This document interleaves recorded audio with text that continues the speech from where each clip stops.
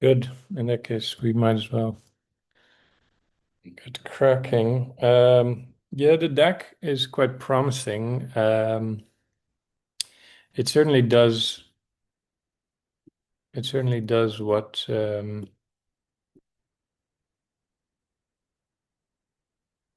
It certainly does what it's supposed to do at this stage, in the sense that by combining everything,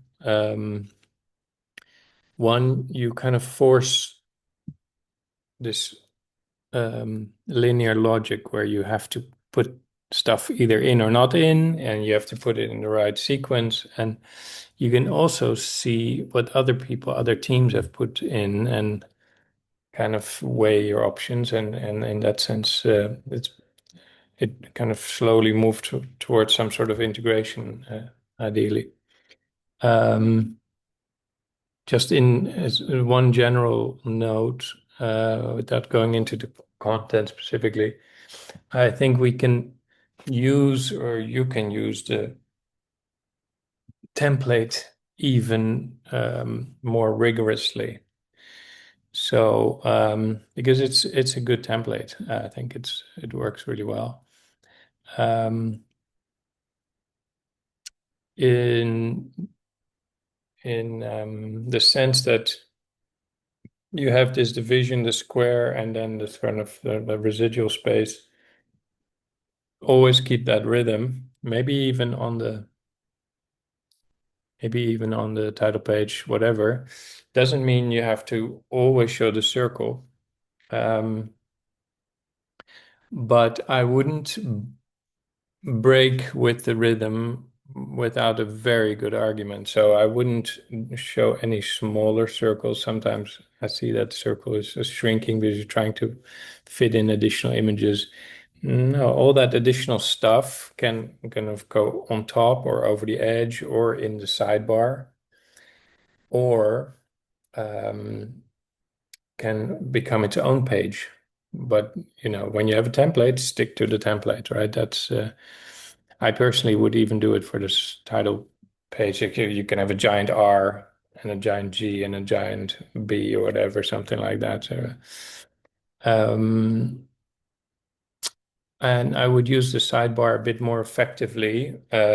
Ultimately, it would be nice if that's also graphically consistent, but I certainly use it more effectively in order to tell the story. So yeah, that if you click through it, or what people do, just slide through it on their phone. Um, they Hi, Madria, you're here. We were waiting for you. Oh, All right. In that case, we can start. Actually, maybe you caught some of the discussion. Let me forward it to you right now. Um, so this is the preliminary outcome as promised. Um, have a look. You're more than welcome to do that while you're kind of with one eye looking at the presentation. Um, it's almost 100 slides already, and this is only the pilot project, and this is only um, the pilot site that kind of allows us to fine-tune our principles for mapping and then later planning and strategizing the whole greenbelt. So that I honestly am kind of really excited and proud of what's been happening. It has allowed us to kind of make this scalar jump to be kind of precise at this scale and learn from that, and hopefully ultimately then to learn how to reduce information, which you need to do when you're working at that large scale, right? And which the GIS will kind of require of you. You make decisions which layers to include, which to overlay, etc. So it's that kind of mental gymnastics to kind of learn how to become smart in abstractifying, in reducing your maps without losing the principles behind them. And that's, I think, has been a really really quite rewarding process. Um, as of Saturday, this deck is done, so we'll share the clean kind of completed trial run, if you will, with you, and then we're going big. Then we're delving in to the green belt, which will be very exciting. Okay, without further ado, it's lovely to see everybody. I'm gonna get cracking. I'll keep it hopefully within 45 minutes, so we can have a few Q&A as well. Try and let me try and share.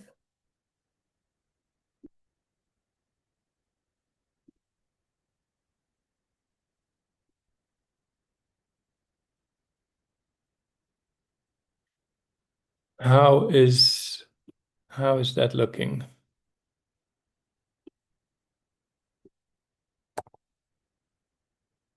Can everybody see the screen? Yes. Okay, great.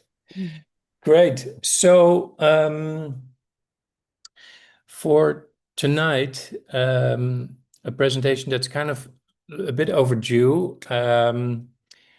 I was concerned that we would kind of spend all the precious time that we have on discussing strategies and methodologies, and there would never be a moment to kind of share case studies, which I know is what students love to see, obviously, and it can be inspiring. And I hope that the three and a half I brought are.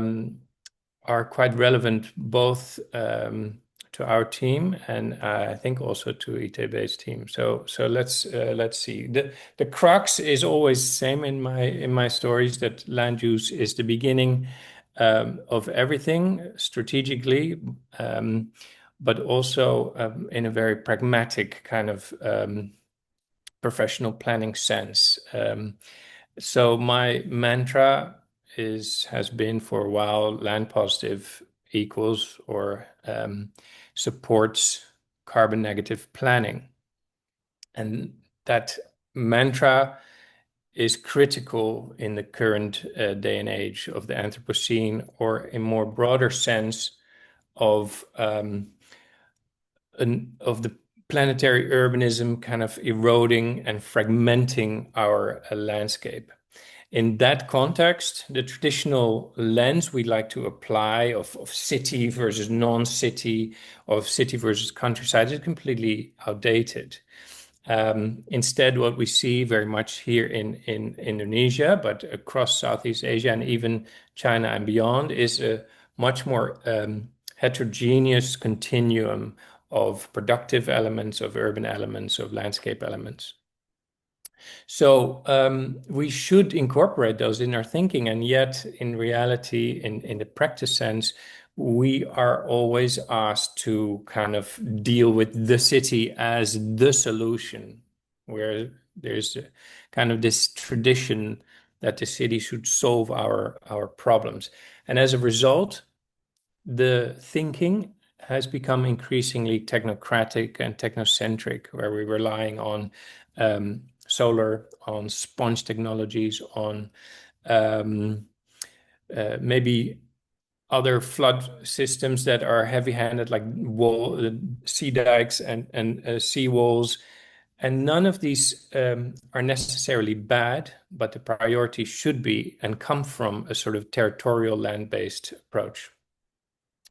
So you all know I've been talking about red, green, and blue a lot, and that's just one kind of simple way, I think effective way of minimizing the scope of complexity that we're dealing with in when talking about land use. And this complexity is very real and it's very hard to capture. I'd like to ask you, shout if you want, if anybody can tell me where this is. Anybody? It's not that hard. Well, the truth is, it's taken from the train, both sides at the same time. between Shanghai and Suzhou, and then later to Hangzhou. That stretch of land is effectively urbanized continuously for 2.5 hours without any without any break.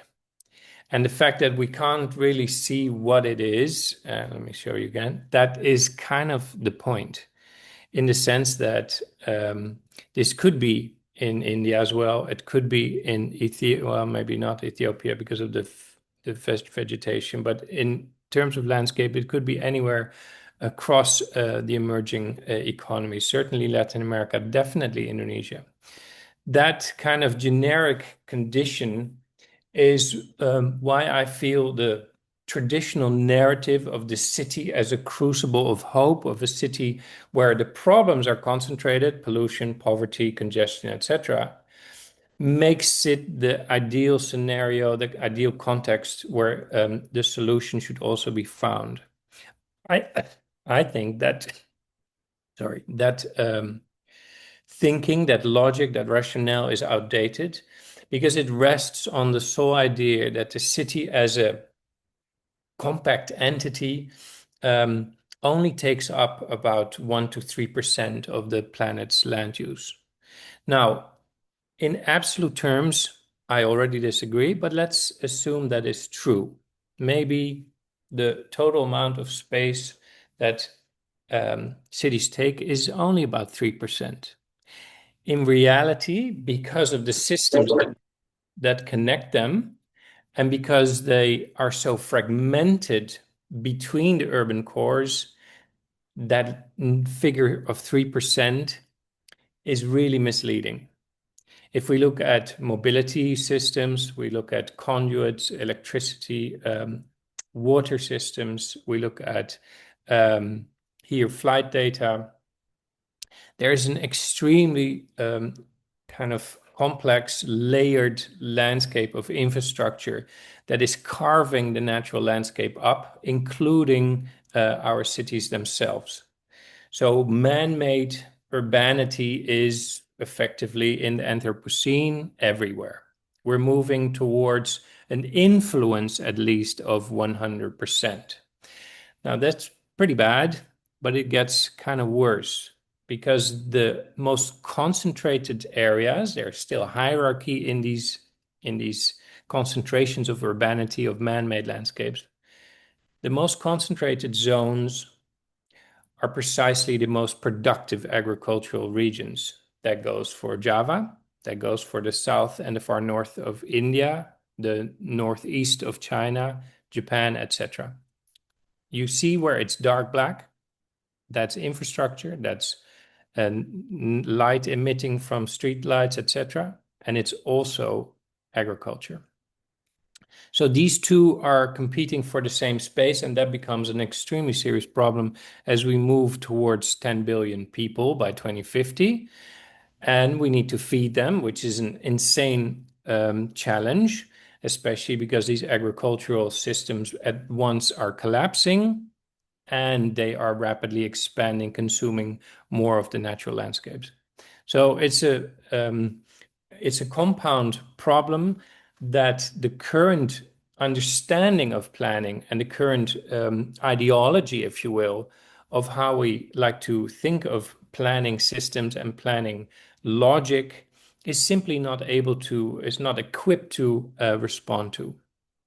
So my thesis essentially says land positive planning is the key, and that can be broken down into three core components of red, green, and blue, of urban, of agriculture, and of water and natural ecologies. So those RGB you're very familiar with now, those have to somehow find their integrated, combined, holistic logic. And therein, of course, lies the challenge. Currently, planning does very much the opposite. Especially the gap between academia and theory versus practitioners and, let's call it, global neoliberal capital planning, capital city building, those two are utterly at odds with one another. The one here shown at the top, and the other one is much more informal. Uh, so not just formal, informal, it's also global, local, it's also technocratic and urban versus rural and low tech. It's also top-down planned versus bottom-up. It's consolidated and centralized versus dispersed, etc.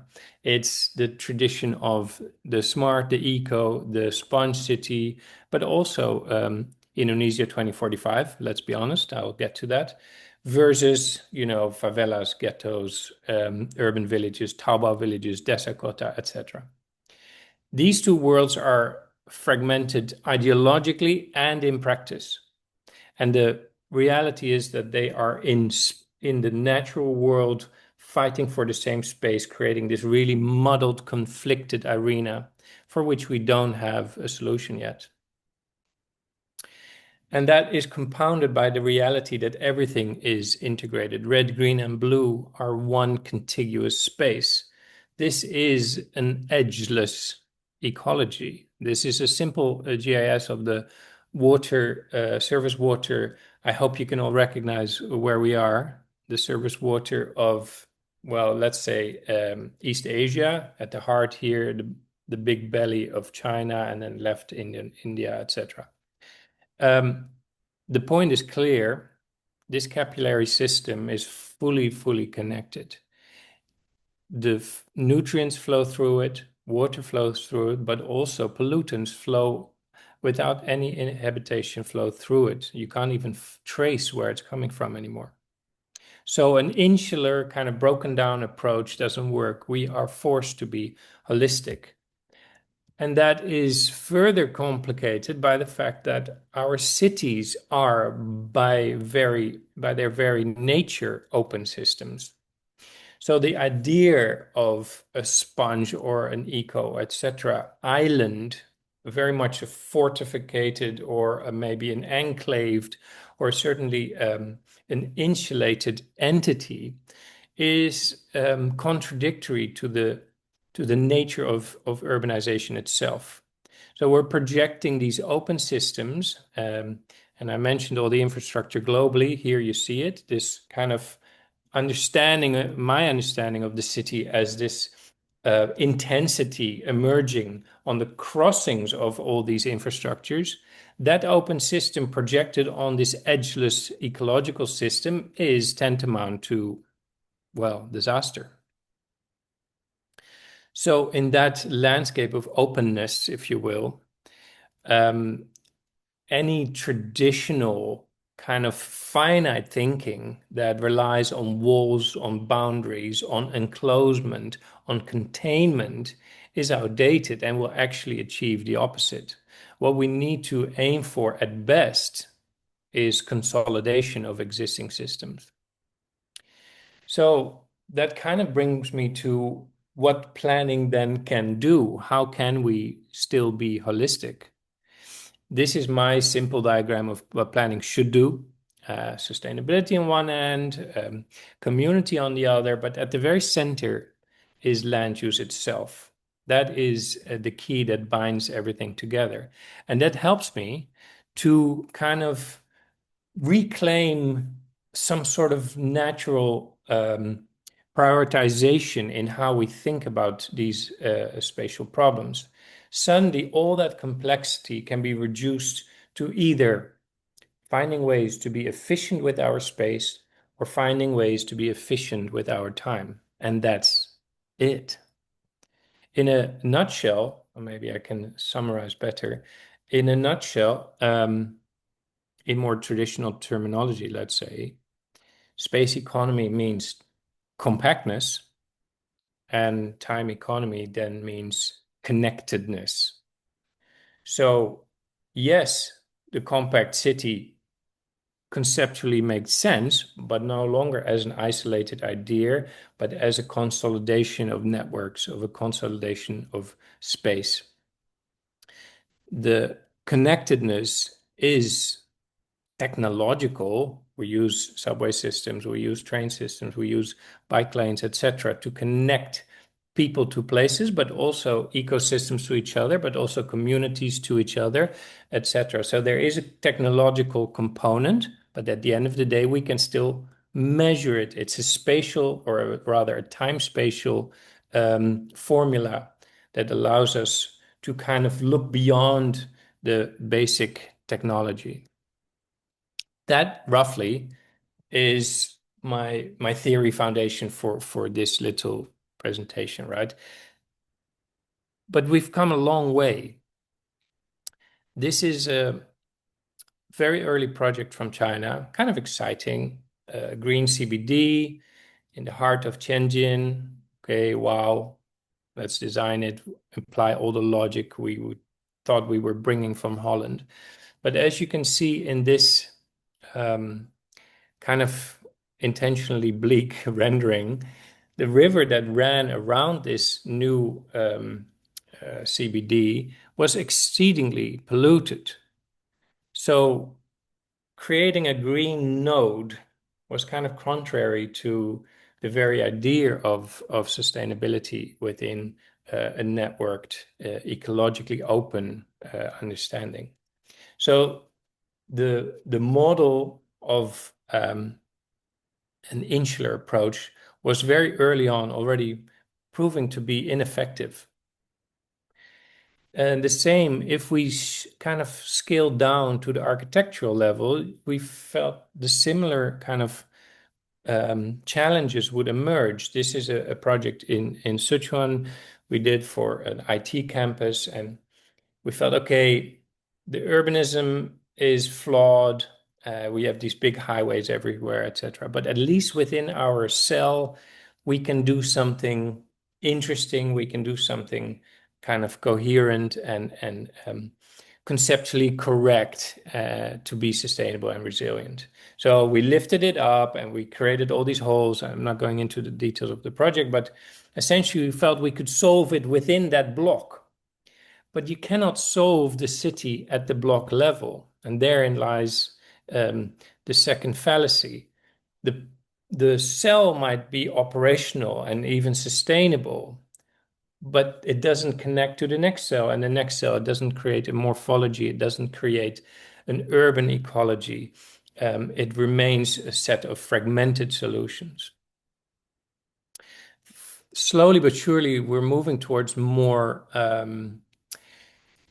resiliency-oriented solutions. This is for Tacloban, also another project I will not go into, maybe another time, but I wanted to highlight one aspect.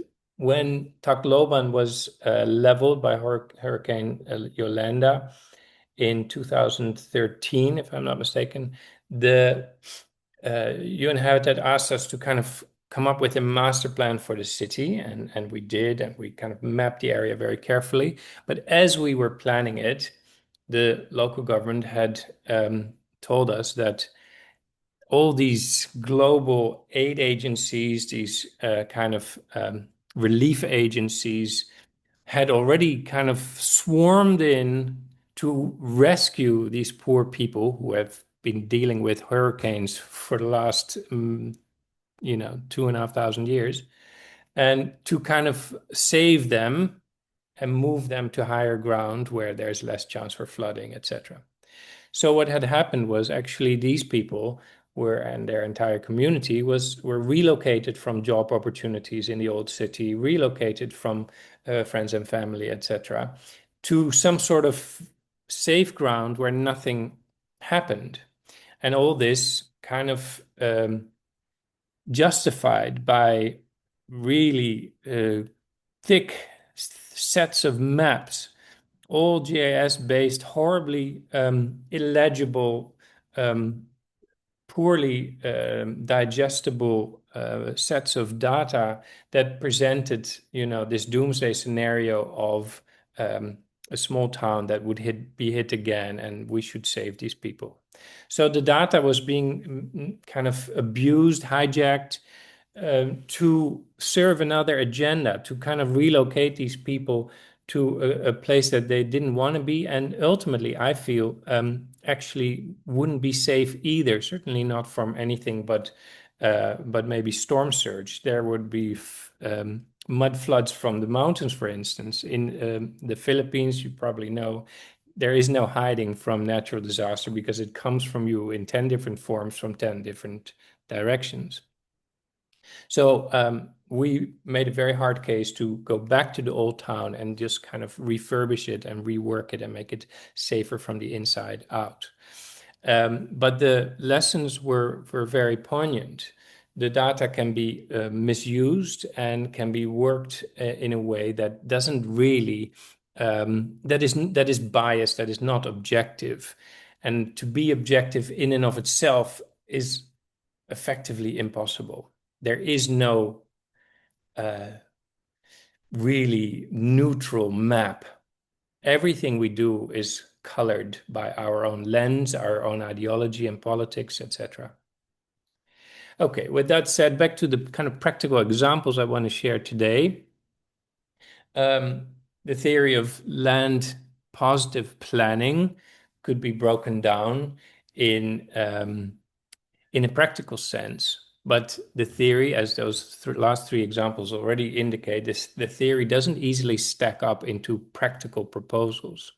What we the way I've seen our work and how it could be understood in hindsight is that we've been connecting, and that's it. To do land positive planning is essentially connecting spaces, what we've done in China in the next case study, connecting systems, what we've done in Indonesia, the last case study, and what we've done in India is connecting communities. That's the crux of our mission. If you ask me, that's my mandate as a planner, and not much more. So to start with, the first one that is a bit cheeky. I put this one in also because it's very large. Some of you may feel like, oh my God, you told us that Jakarta is the world's largest city, and yet we're operating on the scale of the whole metropolitan area. Wow, is this not fair? Maybe it isn't, but I will show you that very often you're kind of forced or asked to operate at an even larger scale, at a territorial scale, in this case, the whole of China, which essentially is a subcontinent. The proposal was to kind of think about an efficient urban infrastructural system. Where can you urbanize best? Well, in my sort of religious belief in consolidation rather than expansion, I felt I had a clear idea. We're not going to create new towns. We're not going to even create expansions. We're going to look at existing towns and consolidate those. But that proved much harder than I thought it would be. Because in the Anthropocene, the edge of where the city even ends is extremely hard to pinpoint.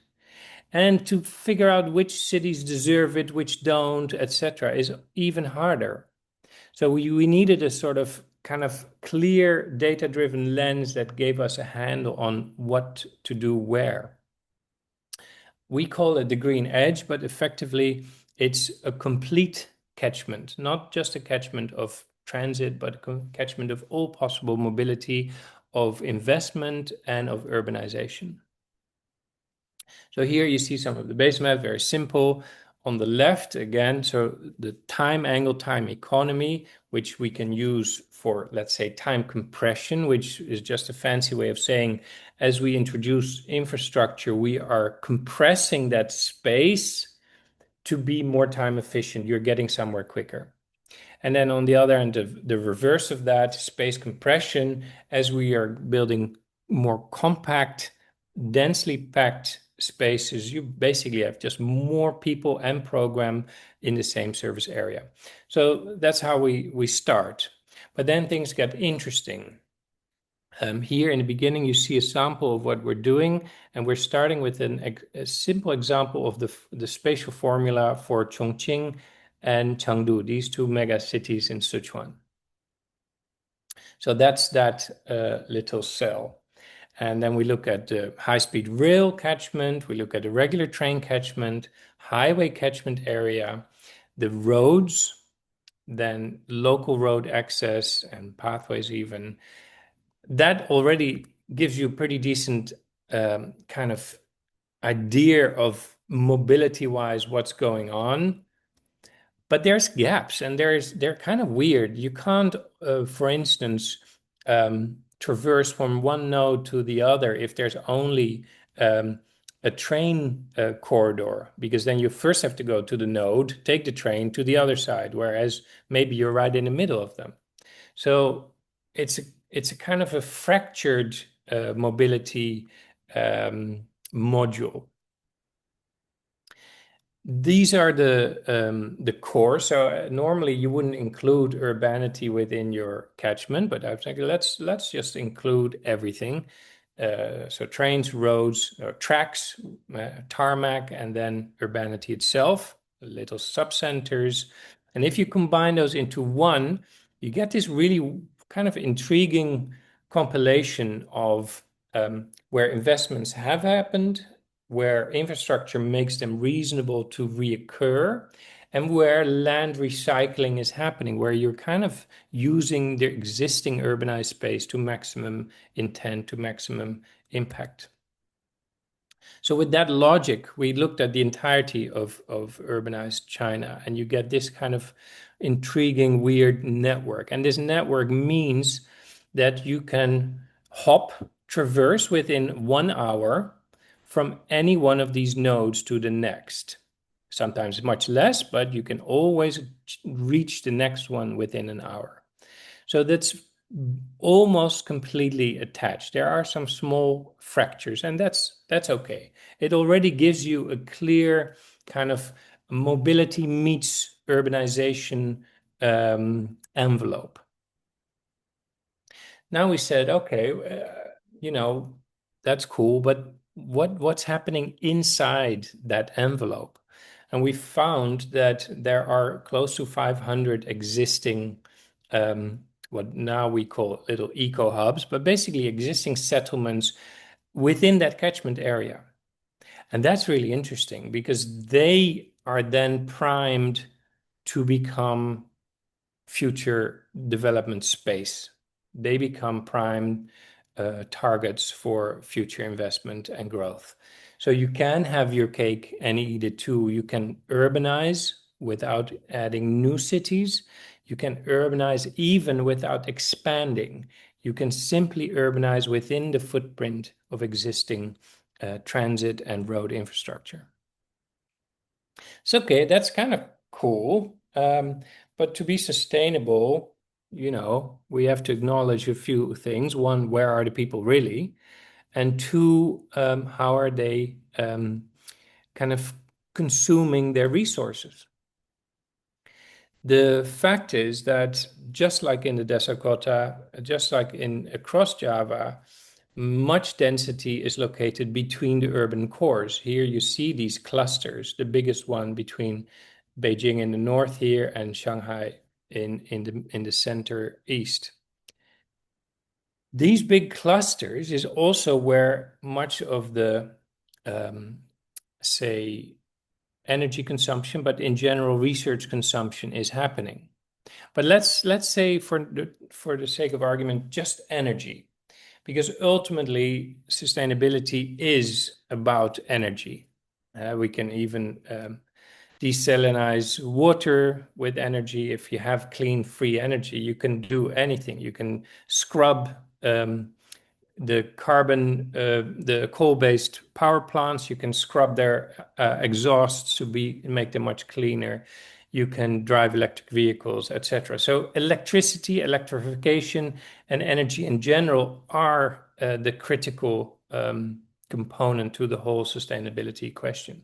So here in the black areas, we see where the consumption of that energy is occurring. And conversely, here in red and green and blue, we see where the renewable energy of China, mainland China, is. That's kind of cool because both the consumption here if you follow this dotted line, and the potential occur exactly along this line. That makes historically, of course, a lot of sense because this line describes exactly the arable land of China. So everybody, 96% to be exact, of the entire country happens, and all economic activity happens southeast of that dotted line. However, sorry, wrong direction. However, the renewables, except from all the green, that's biomass, the wind and solar occur outside of that line. And that's a problem, or at least in most countries, that's a big problem. In China, however, we found there is an interesting solution.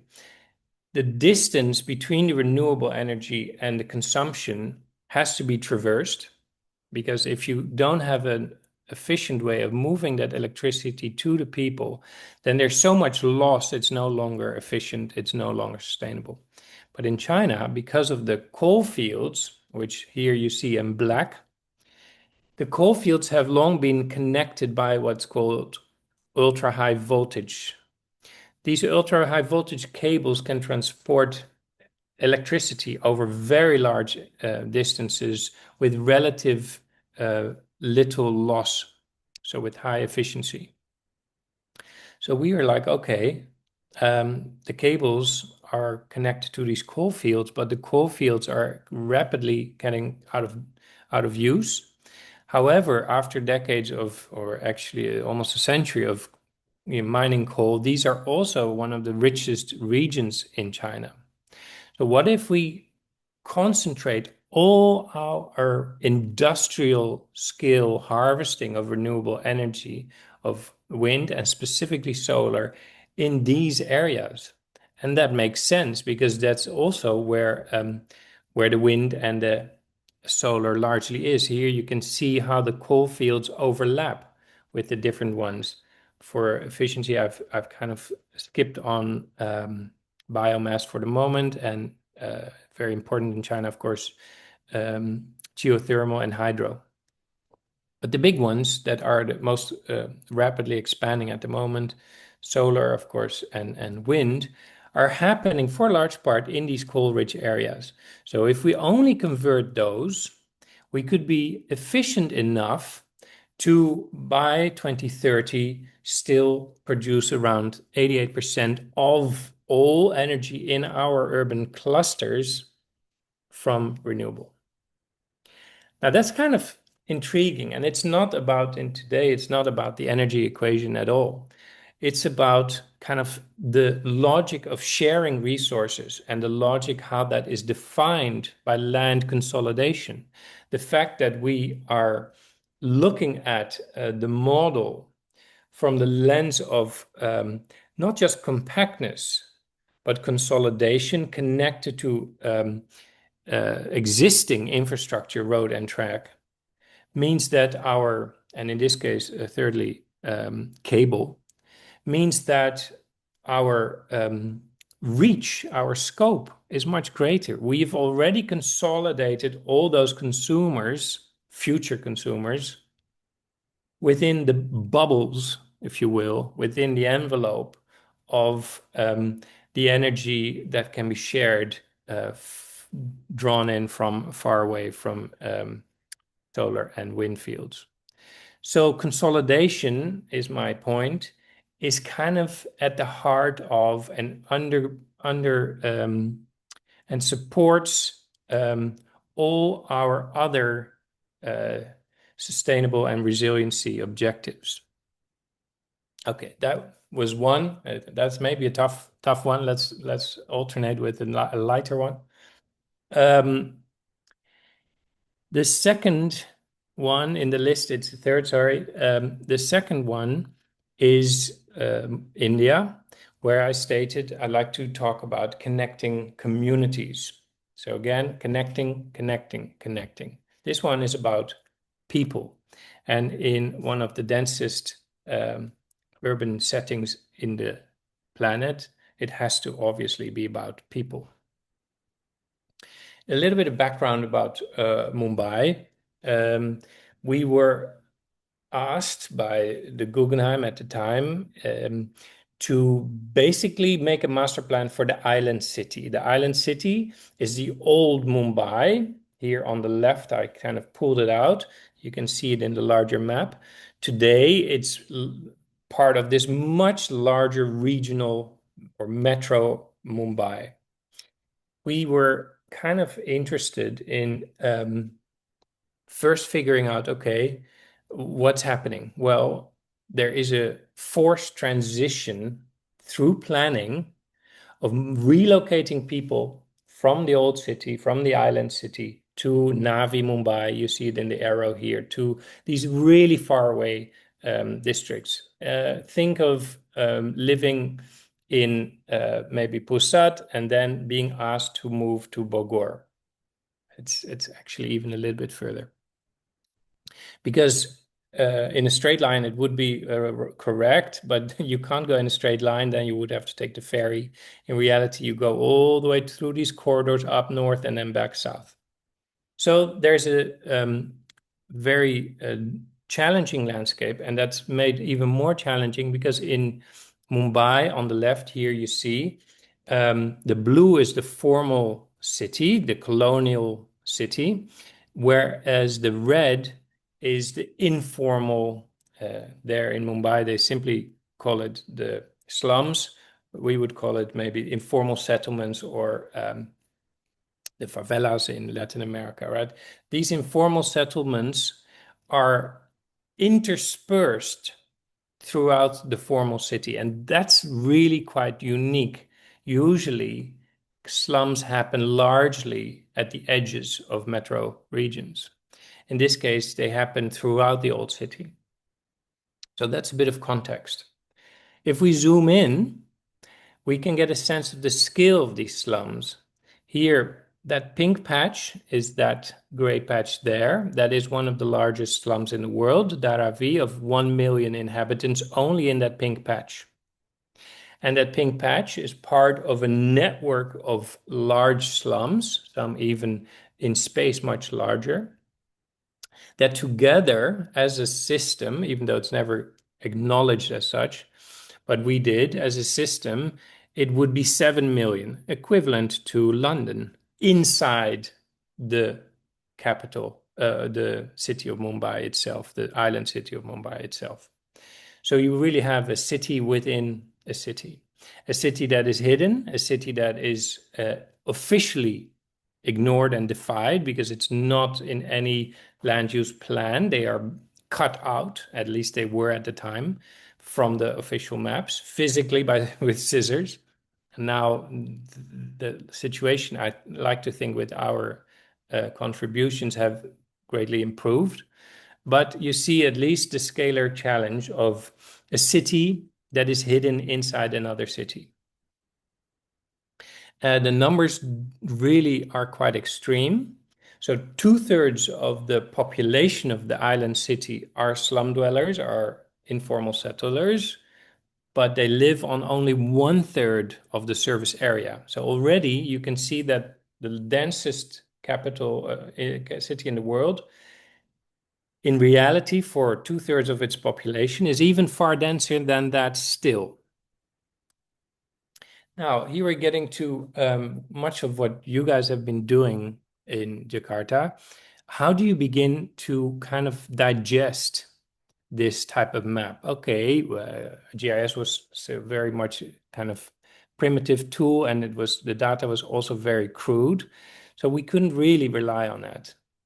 You can get a sense, okay, red and green, and there's some specification. Okay, fine. You get a rough sense, but actually it doesn't mean much. And that's something I've been echoing in the last few weeks, right? Be careful that even maps that look cool are meaningful. So previously I said they are definitely not objective and maybe not meaningful. This is kind of getting a little bit tricky, right? So then what? I just show you some suggestions what we did just to break open our methodological kind of approach, right?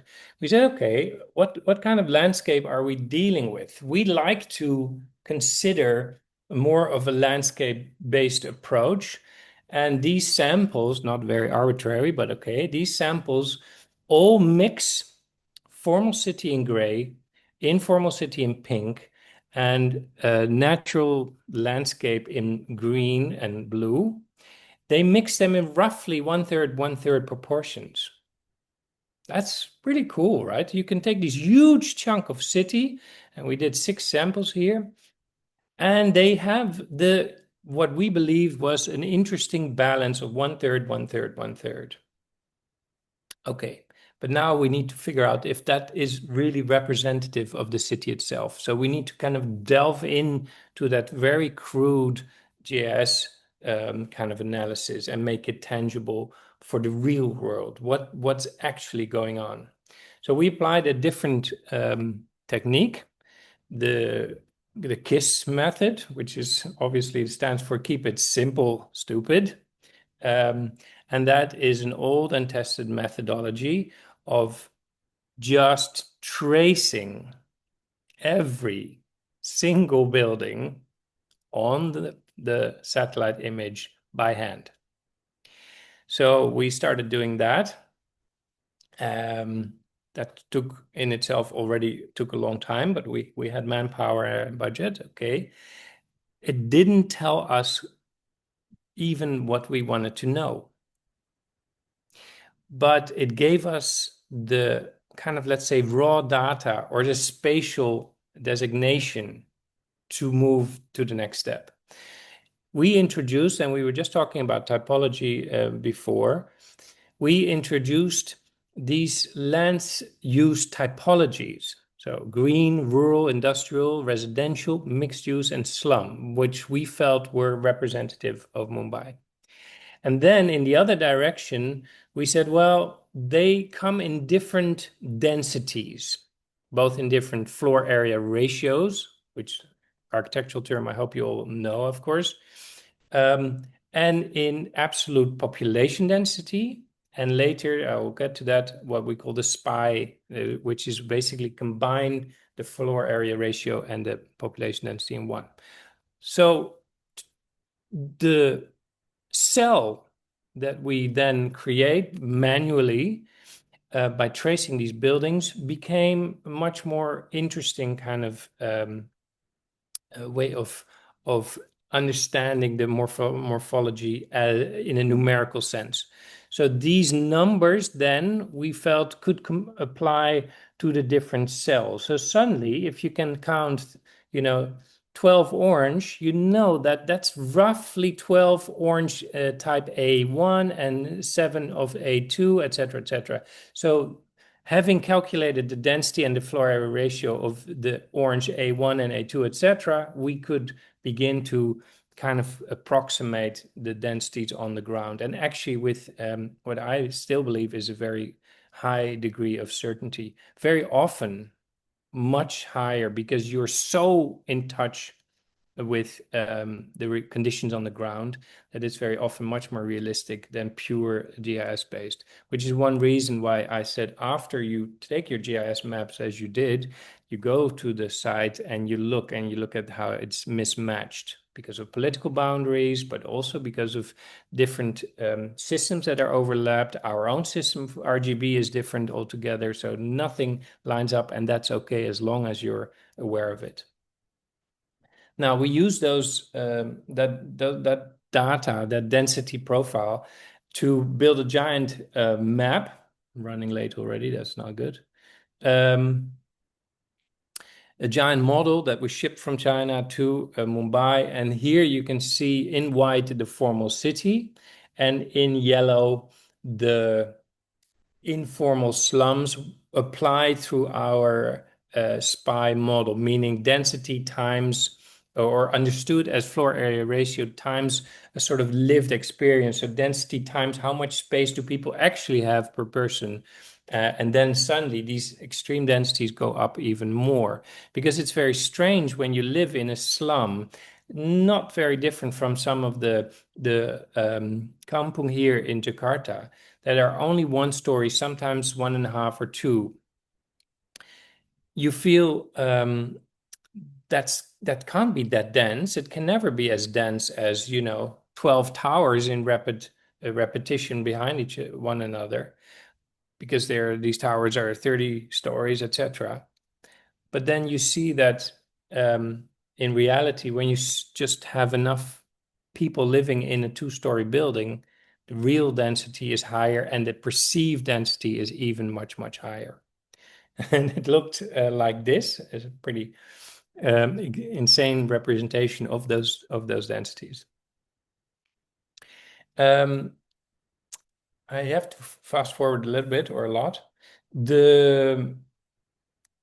Yeah, that was the foundation to kind of, let's say, come up with a mobility strategy that would cut through the densest areas. In other words, connect the centers of these slums together. Here you kind of see it. We proposed a set of rings that would then, instead of bypassing and in effect encircling the slums, they would cut right through them by going over them. Here you can see kind of conceptual rendering, and that's all fine. The core idea is valid, and I think is still very valid. If you're talking about connectivity, you're talking about trying to capture the most people with the minimum effort. You literally have to kind of penetrate that kampung, that informal settlement, to reach the people rather than just sticking on the edge. So one concrete example we worked on with the local community is by reapplying existing infrastructure that was now basically only for moving water. Here you see these two pipes, and opening that up as a sort of internal slum highway, where suddenly two major slums, including Dharavi of 1 million people, were connected by this new highway. And it happened to cut through the natural mangroves, so you would get a really rather beautiful opportunity to create a new sort of sub-district of slum amenities, if you will, maybe even a sort of a slum skyline overlooking these mangroves. Now, the bigger message is that these type of settlements, kampung, that they are very often surrounded and actually locked in by heavy infrastructure, tracks, roads, refineries, fisheries, go on and on and on. And yet they have no real access to these to this infrastructure. So the pedestrian is locked in, and it was our mission to say, okay, we don't want to eradicate the kampung because it's so dense and so vibrant and economically successful in a way that you can never plan something that is even close to being that successful. So instead, what we need to do is unlock its potential physically by connecting the people from one slum to the next. Here you see it more up close. We create all these crossings where they could literally go over the pipeline, go over the river, go over the highway, go over the train track, in order then to reach, for instance, a station, and then you can have access to your actual employment, etc. The final proposal became one of sort of safety, and the lines you see here is more about kind of finding corridors for fire trucks to have access in case of emergency, and that's the only kind of major intervention. At a smaller scale, we felt a much needed intervention and then becomes bringing clean drinking water to these people.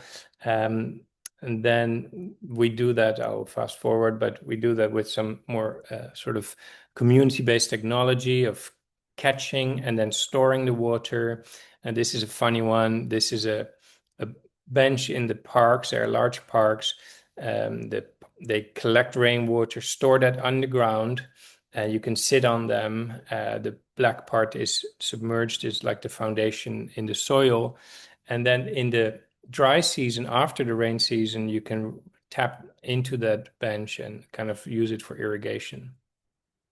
I have maybe uh, 8 minutes for the final one. That's kind of critical because it's the one in Indonesia. Um, So what is left then is connecting systems. And when I say systems, yes, sure, infrastructure, but more importantly, ecosystems, landscape systems. In the case of Java, of course, densities are kind of really dispersed and stretched in vast suburban fields between the urban cores. We know that very often it's quite healthy Dasakota, but increasingly it's not. Increasingly, it's becoming some sort of new suburbia defined by a new industrial move that's taking place.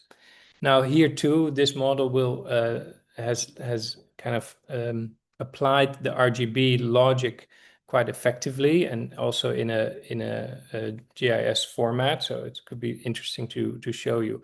But it all started from the basic transition of the region with the introduction of the new tollway between Semarang and Jogja.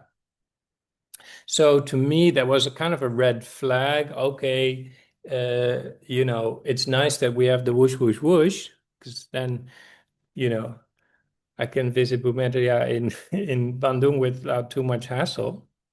But overall, what I'm seeing is a complete mirror of the Chinese urbanization happening in much of Java and certainly Central Java. So the smart cities, the industrial parks, the toll roads, all these are kind of your centralized neoliberal, dare I say, top-down planning instruments that bluntly defy the fine grain reality of the historic landscape. But it's not only top-down intrusion.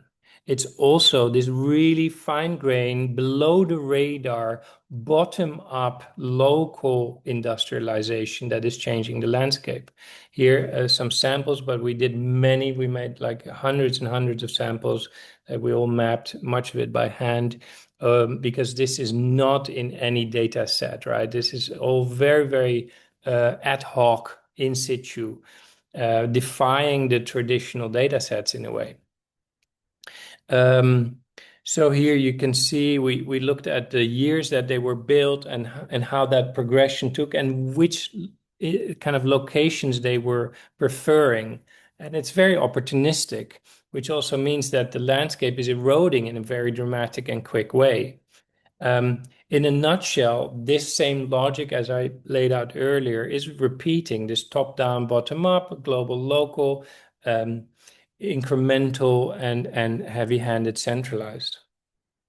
So then what do we do? What is the mission? What is the mission if urbanization is occurring in a way that is changing the landscape, but not really based on linear urbanization, meaning it's not your traditional Chinese move from the countryside to the big city. That's not really happening. A little bit, but this is a much more multi-directional challenge where everything is going in every direction and bubbling, percolating everywhere all at once. That's difficult. That's horribly difficult. in a landscape that is already so kind of fragmented and where densities are so finely dispersed, that makes for a planner's nightmare. So we kind of put our boundaries down, also for the data. Basically, say, okay, we will look within this framework. It's 130 by 130K. Again, it's a fair bit larger than what you guys are looking at. And within that, we had a pilot project similarly.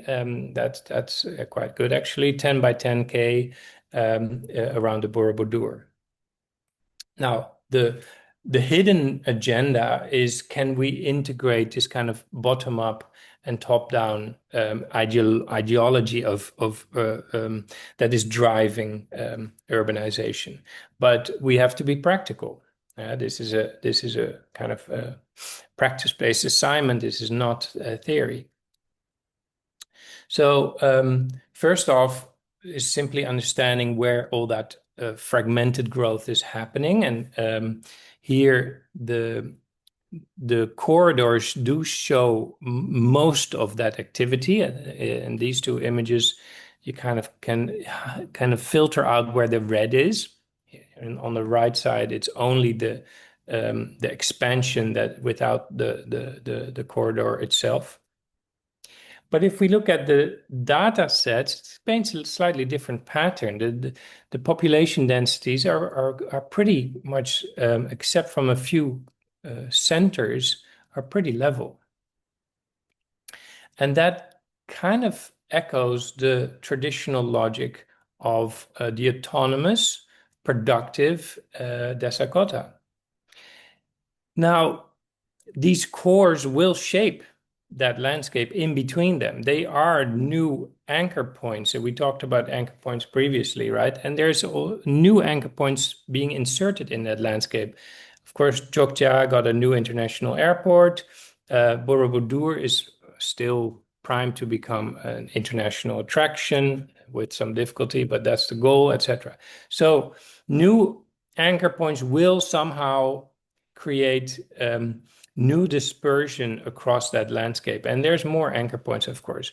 So this landscape will change from what was very much an equilibrium between the urban cores and within itself to becoming one that is modeled both between the cores and the desa kota and the center.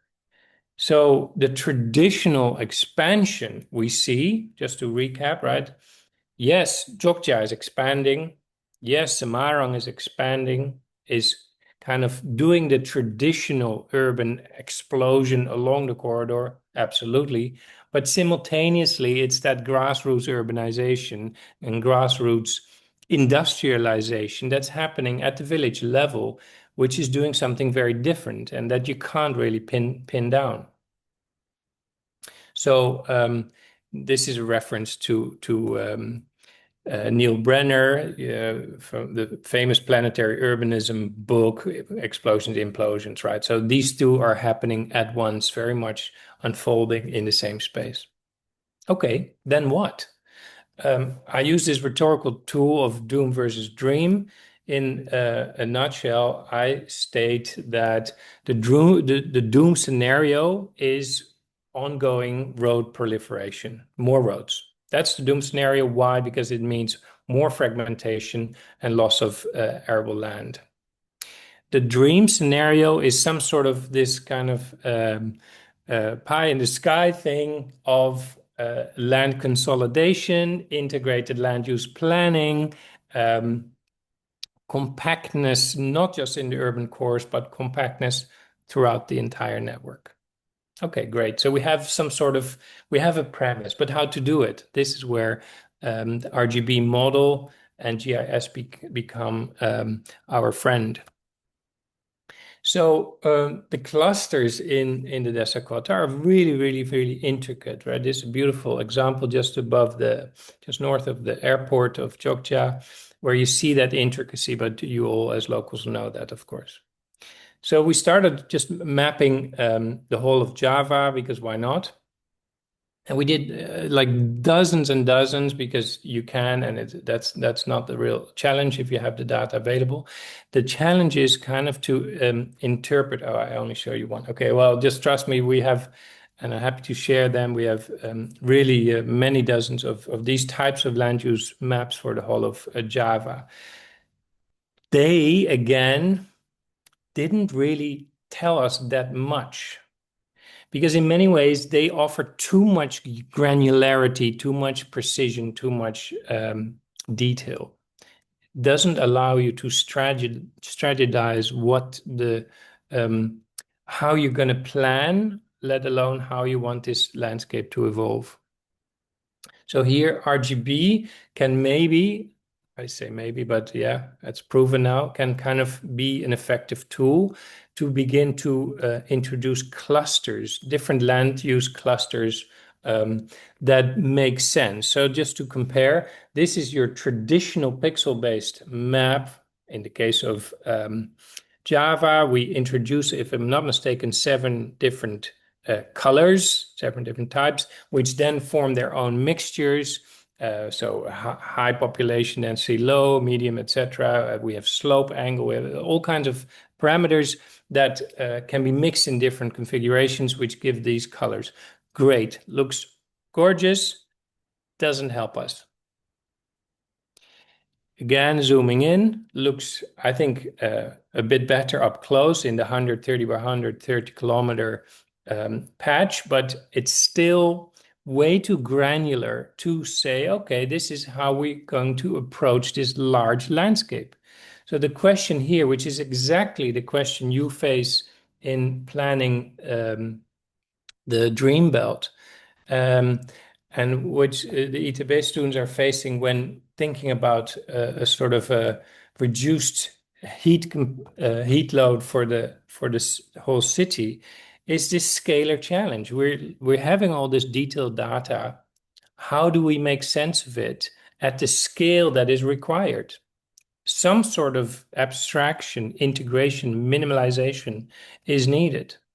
So the RGB here allows us to first consolidate and normalize that data. Here we apply the cluster model, which is one specific GIS plugin, but it's not the critical message of my talk. But the cluster model has a beautiful visual benefit that you can say, well, okay, let's say we reduce it, and I think if I'm not mistaken, it was 5 cluster types. If we reduce it to 5 clusters, we have 5 land use cocktails, mixtures of that we predefine. Then immediately we can see what that means, where those mixtures occur on the map. So because we are dealing with slope, tree coverage, agricultural output, population density, and if I'm not mistaken, it's been a while, but also built up density, then of course in the ridge of Java you get the sort of let's call them the mountainous areas, right, where the slope is high, the greenage is great, and population density is very, very low. Okay, great. Much more interesting is kind of the second ring where populations increase, slope decreases, water retention gets much better, doesn't run off immediately, etc. And then you can keep going slowly towards the coast, gets flatter, gets richer, and gets more populated. Now, the zone we were in our case, you see the box here, most interested in is this cluster type 4, what we've been calling the dispersed urbanized area, orange. Orange is kind of the suburban land use type in our mixture. To finalize the sequence, this is the urban type, right? Okay, fine. In itself, kind of interesting because to figure out where is urban is extremely hard. The cluster does a really good job in telling you, well, actually, I think urban is here and not somewhere else, which is it's kind of interesting. But we're saying no, okay, we look at this suburban field. Okay, great. Let's fast forward a bit. Here you see the comparison that really drives the point home. So pixel based, okay, looks intriguing, could be helpful maybe in some scenario. It's not for strategic planning. The cluster, on the other hand, reduces our area of very large 130 kilometer area to just a few of these patches. And I stand very kind of convinced that within one color, we do indeed, when you look at the map, find a land use type that has one consistent kind of characteristic. So that allows us to then zoom in and become kind of strategic about that orange landscape. Here you see when we overlay, because we constantly stress test, that's something I also ask from you guys, we stress test what it means, right? We overlay with reality. What do you see? Is the morphology really there? And I think you can agree with me, it's really there. Notwithstanding the informal industrialization that happens in that area. So we've done a few of these stress tests, but that's too much for now. Yeah, with the Kabun, with the Sawa, etc. Okay, so we have on the one hand now land use clusters on the left. Great, that's helpful, right? But planning is teethless without either taxes, which I'm not interested in, or infrastructure. That's pretty much all we have in terms of tools, regulations, a little bit, yeah, but they need to be supported by economic logic. So I just say it's taxes and infrastructure. Those are the tools we have to drive people in a certain direction, to drive growth in a certain direction. So having the land use cluster on the left is great, but we can't act on it. We can't morph it, bend it to our will if we don't also have the road network. Here you see it in more detail how these two coincide. Very, very interesting. High density road network in the urban cores, of course. Then a corridor very cleanly, which is great.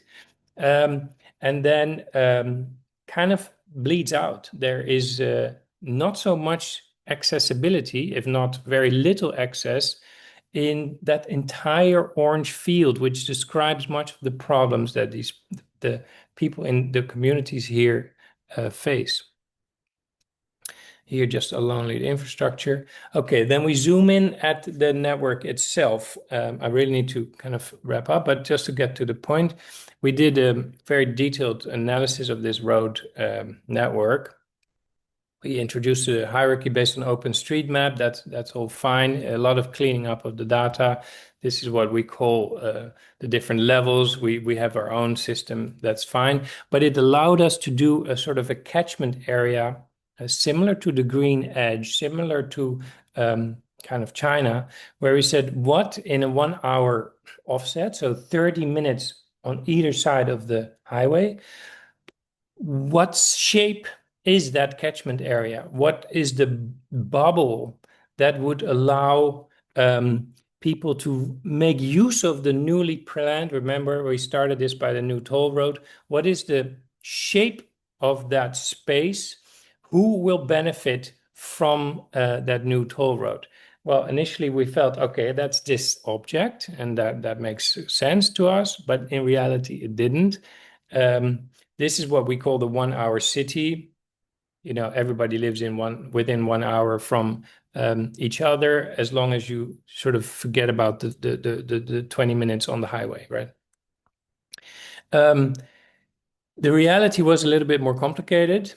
The zones that are kind of revealed are only truly effective if you have access to the on and off ramp of that new tollway.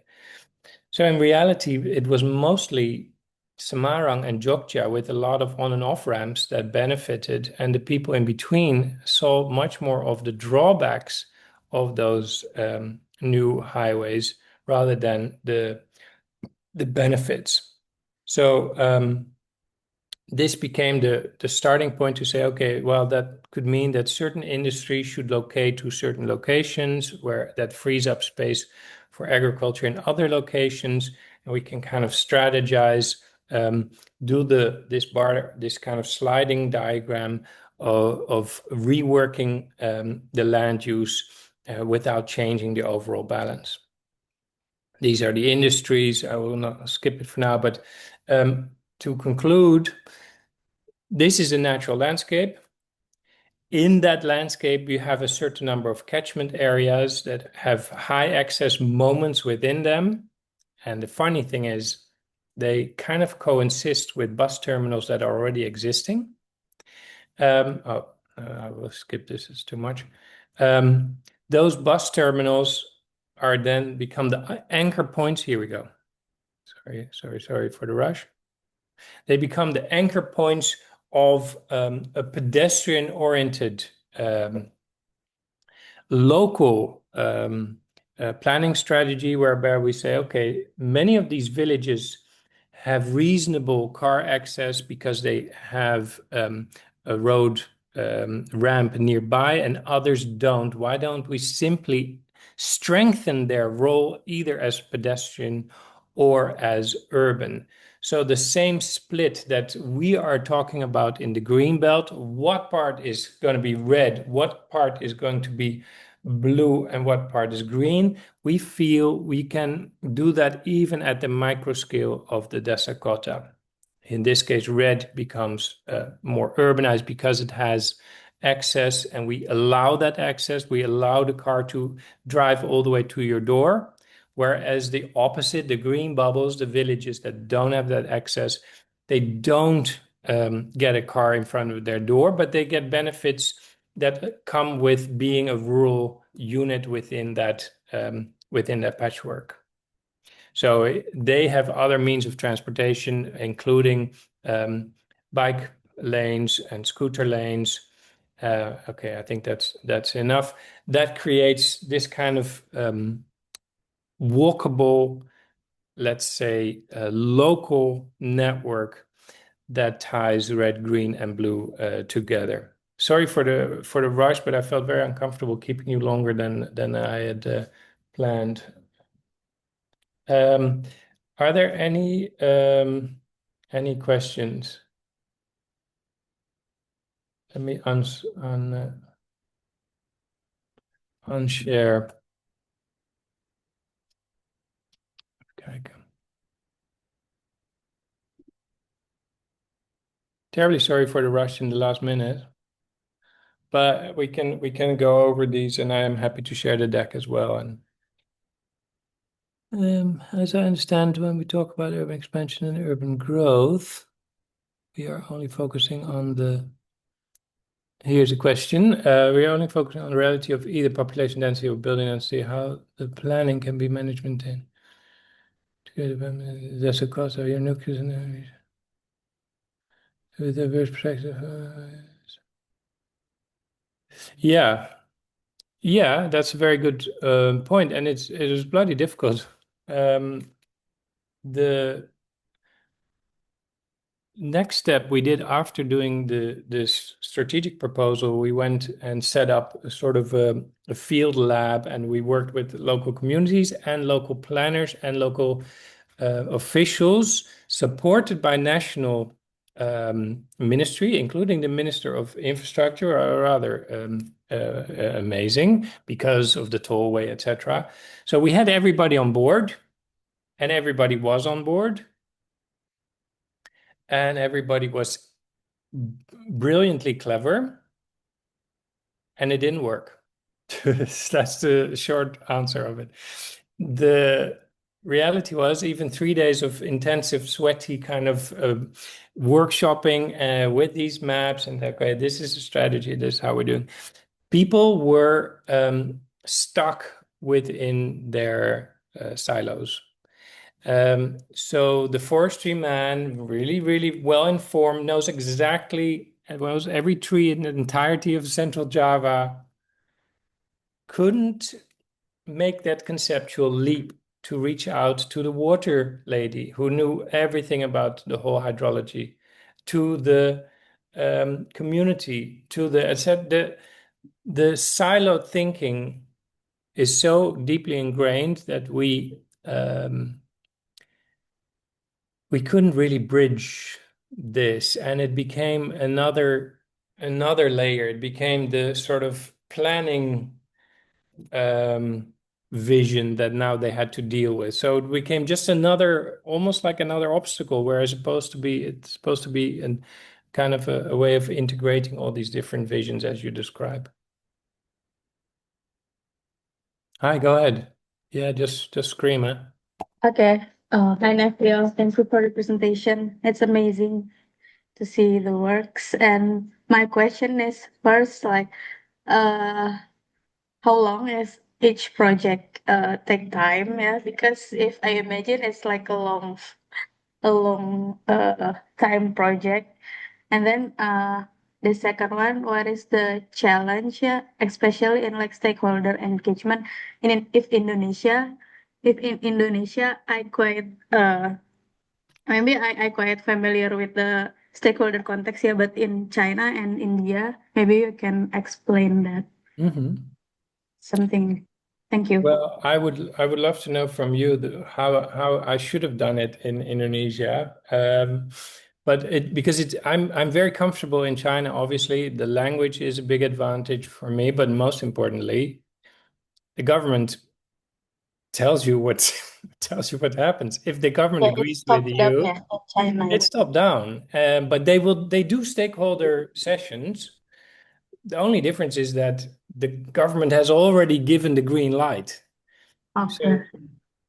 that doesn't make it completely meaningless. I'm not that cynical, but it does make it a very different dynamic. So the government sees my presentation, they say, yes, cool, let's do this. They will tell you, go now talk to the local community. In Europe, that would be very painful because they just send you away and tell you, they're not interested. But in China, they're actually they because they already heard, okay, this is accepted. They embrace you with open arms and just want to know everything, and there's no resistance, which is also not kind of not great, right? But it's certainly easier.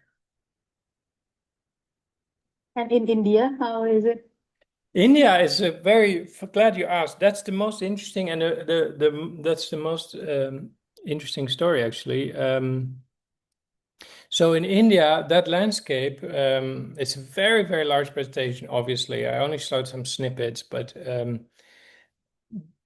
in India, the whole city is carved up in little communities, and pretty much each community and even each sector within the community, if it's sewage or drinking water or job security or public health, each aspect is represented basically by one rich person from, the colonial part of the city that has adopted that little neighborhood, that street, or that single toilet. I'm not kidding.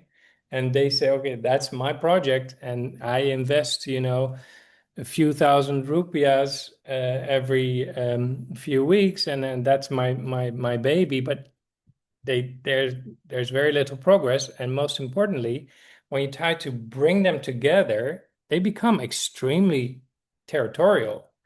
And where they're supposed to be working together, they are actually kind of protecting their altruism or, their kind of little Garden of Eden where they can be the savior. And that sounds horrible, but it's true.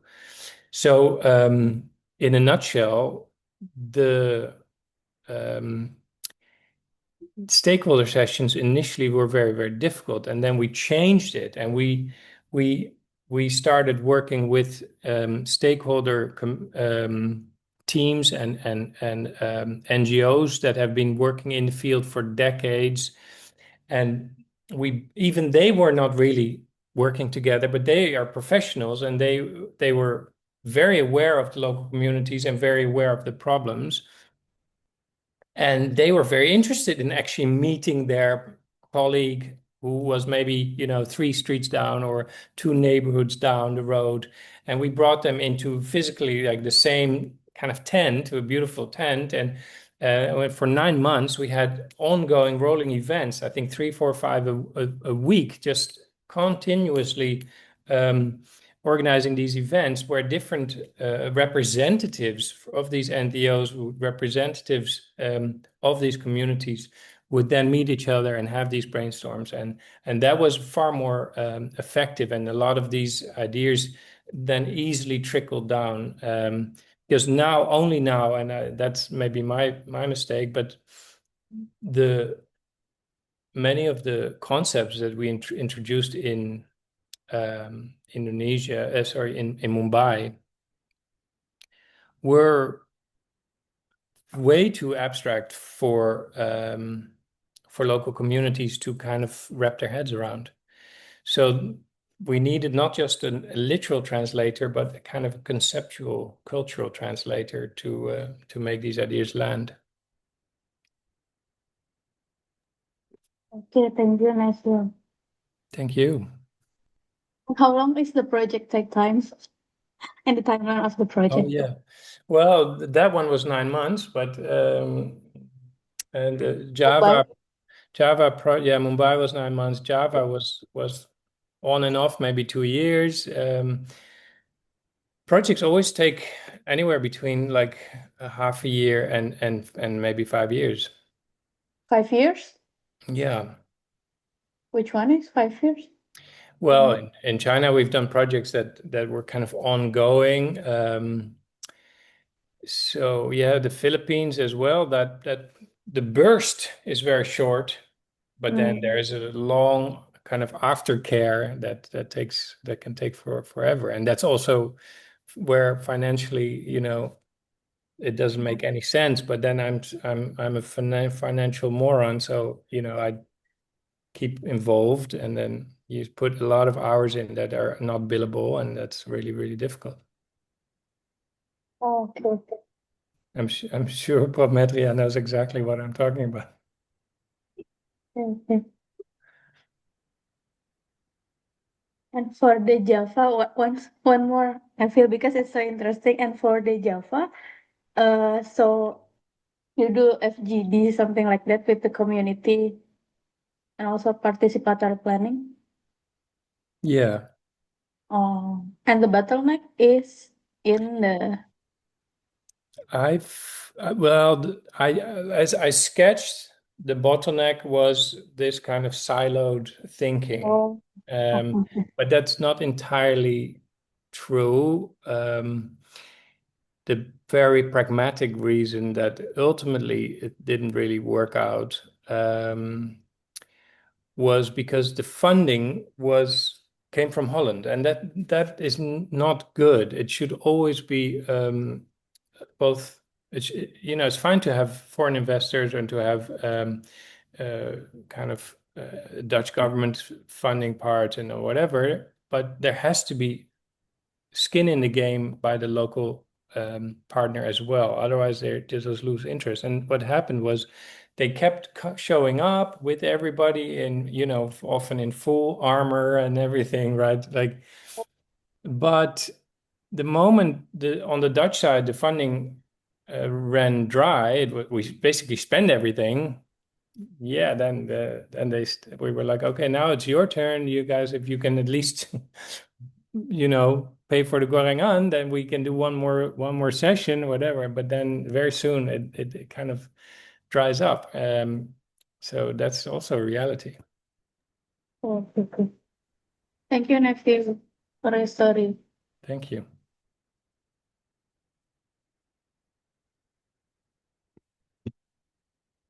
We're running a bit late. If there's no other urgent or general comments, questions, or then yeah, very good to have you. I'm going to share the video. I think or I'll just put it online. That's even easier, and then you can always see it on your own. we can even try and do something similar. Next time I will do it a little bit differently. I will do some short presentations about one project because actually now I really squeezed in what are huge projects in and of themselves, which far more detail than I could show, but that's okay. What I do hope is that I was able to kind of at least reference the logic that we will apply in our own study as we take the next step from the land use of the Setu to the larger dream belt. Okay, great. Thank you all, guys, and have a lovely evening. Yeah, then we will leave it here. Thank you, Neville. It's Not very at all. Good to see you. good to see you too. Bye, bye, bye, everybody. Thank you, Neville.